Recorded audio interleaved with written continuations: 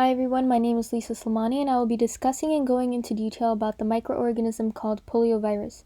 I'm sure many of you have heard of the polio epidemic that occurred after the Great Depression. Before we get into the history of the polio epidemic, I will briefly go over what poliovirus is. Poliovirus is the scientific name for the microorganism that causes the disease poliomyelitis, or better known as polio. It comes from the kingdom Orthonovirae, the phylum Picornaviridae, the genus Enterovirus, and family Picornaviridae. Poliomyelitis got its name from the Greek word gray marrow, since it causes inflammation and sometimes paralysis of the gray matter of the spinal cord, and more commonly in the legs. This is concerning since this virus is highly contagious and can spread from person to person. Although we are no longer in a polio epidemic, which occurred between the 1930s to 1950s, there are two countries that are still in a polio endemic: Pakistan and Afghanistan. Inactivated polio vaccine is the only vaccine that is given in the US since 2000, which is given as a shot.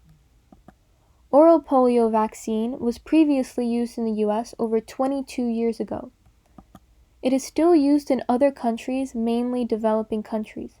If contracted, there is no cure for polio, so it is vital to get the vaccine as recommended by the CDC. Symptoms of polio include fever, fatigue, headache, vomiting, body pain, and stiffness of the neck.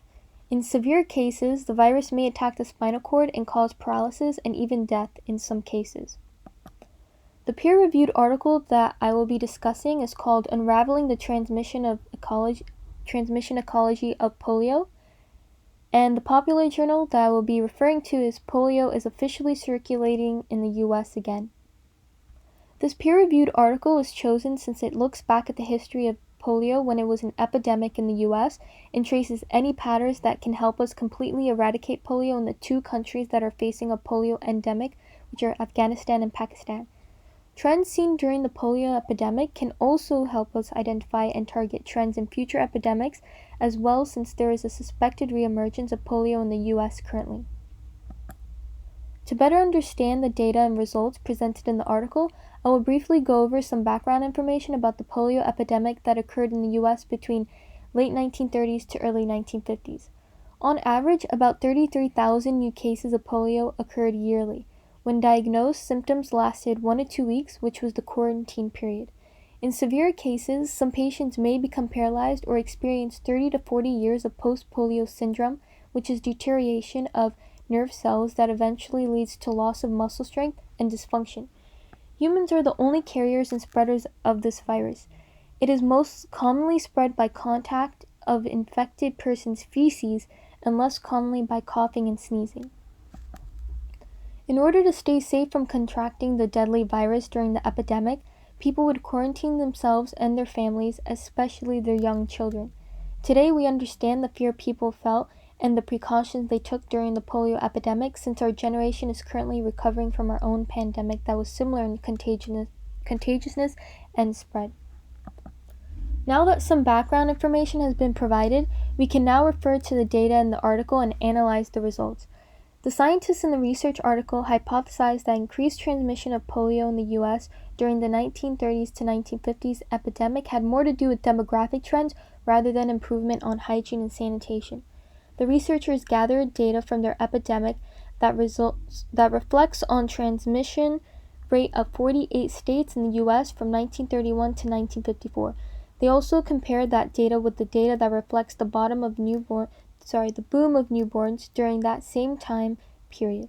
The purpose of analyzing these two specific sets of data is to spot any trends in regards to the demographic, including the increase in population size due to the boom of newborns post-World War. Graph labeled A shows total monthly case reports from 1931 to 1954. As you can see, it is labeled pre-baby boom and baby boom. Evidently, there is a spike of cases during the baby boom. Graph labeled B shows log transformed per capita incidence by state, ranked top to bottom by population size.